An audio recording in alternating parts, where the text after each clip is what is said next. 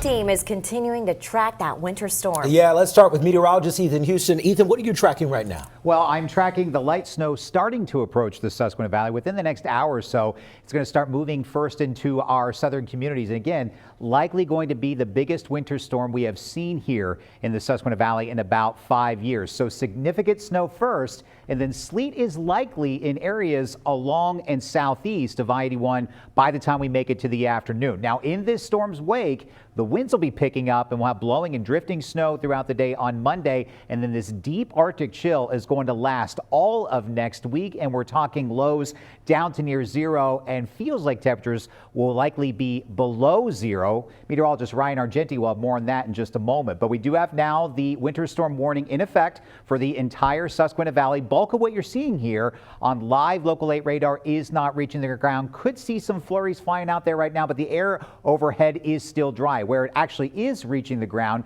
is back towards Morgantown, West Virginia, into Garrett County, Maryland. And you can see that heavier snow now towards Roanoke. All of this is lifting to the northeast. It will likely overspread the Susquehanna Valley through the night tonight. So I do expect it will start to intensify around dawn. And because temperatures are so cold, when it falls, it's likely going to start immediately sticking to the roadways. Widespread snow is out there in the morning, area wide, and we're talking 1 to 2 inches per hour. Again, even the best snowplows will struggle with those intense rates. And then it's after lunchtime. Areas northwest of I-81 will continue to see snow. Areas southeast of I-81 start to see that wintry mix of snow and sleet, and then eventually just plain sleet as we get closer to dinner time, as temperatures will hold in the teens to near 20 degrees. So be prepared for roads to become snow covered by dawn. Hazardous travel is likely throughout the entire Susquehanna Valley all of Sunday, and then snowy, icy roads will be possible because of the blowing and drifting that will continue through the afternoon. Still dry right now, but you can see the clouds are thick on our Lancaster Skycam. So you saw on the radar, it looks like it's seeing the radar pick up on the snow. But here's the kicker. Notice that dew point still 2 below. So it's coming out of the clouds and still evaporating before it's hitting the ground. But that's going to be changing within the next couple of hours. 16 right now in Lebanon, 15 if you're watching us in Dover. Also the case right now in Hanover. And you can see this intense chill is all the way down towards the Gulf Coast. It's just 17 right now in Memphis, just 2 degrees warmer than in Harrisburg. So here's piece number 1, and you can see all of that ice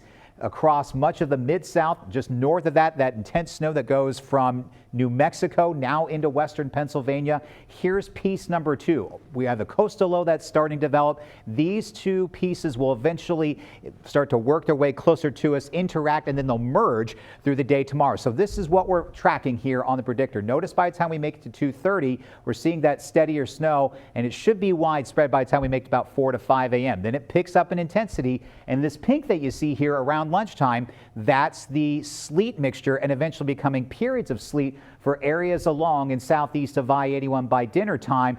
We'll start to see the whole storm pull away after midnight, and by 2 a.m. we should be drying back out, but it will remain blustery on into Monday. So how much again are we talking about? Areas that you see shaded in purple. So from Chambersburg, Harrisburg, far northern portions of York County, Lancaster County, 12 to 18 inches, lower down to the south, but still an impressive amount, 8 to 12 inches for much of Adams County, York County, Lancaster County, Chester County. But atop that, we could see an additional coating to 2 inches of sleet. So again, I recommend shoveling or plowing in shifts. Maybe around lunchtime you get that first plow out of the way, especially in the areas here shaded in pink where that sleet mixes in again, and then you'll have to do that again for tomorrow evening. Now, after the snow comes the intense chill, and more on that. Here's Ryan. Ryan? Hey, what's going on, Ethan? Yeah, so what we're going to be seeing after the storm for our Monday, we're going to be seeing blowing and drifting snow, folks. So like Ethan was talking about, we do see that chance of seeing that coating to 2 inches, potentially some sleet for our southern and eastern counties, or south and east of I-81. Those communities south and east of I-81,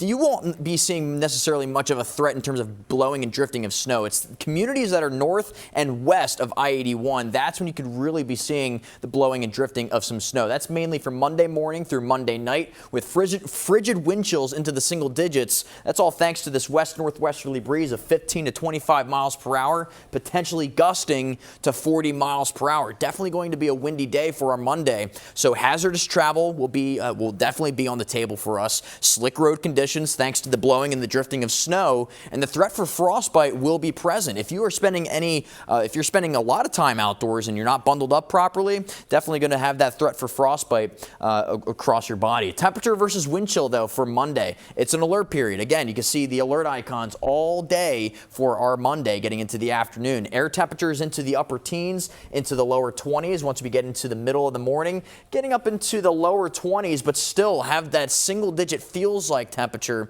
for the majority of the day for your Monday. Now let's look at the extended forecast. So we have a ridge of high pressure in the wake of this Sunday's system.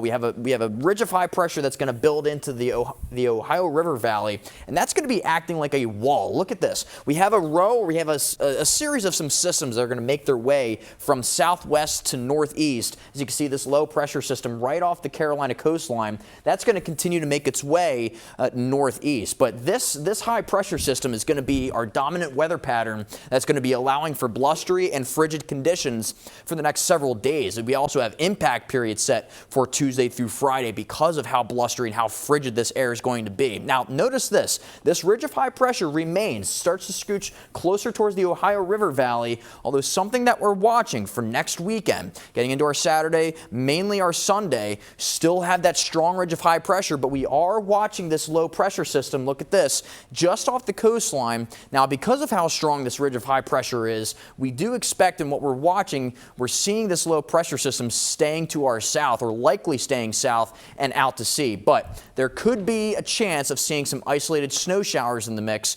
especially as we get into the second half of the weekend for next weekend. But look at this, folks. Getting down to 0 degrees for our overnight low temperatures for our Monday and Tuesday, and barely getting out of the single digits for the rest of the work week in terms of overnight low temperatures. And our average for this time of the year is right around the lower 20s, so definitely below average, way below average than what we expect. So alert days for our Sunday and Monday, heavy snow and sleet for your Sunday, blowing and drifting snow for your Monday, another alert day, then an impact period for Tuesday, Wednesday, Thursday, and Friday for the blustery, frigid, and cold conditions that'll persist for the majority of the work week.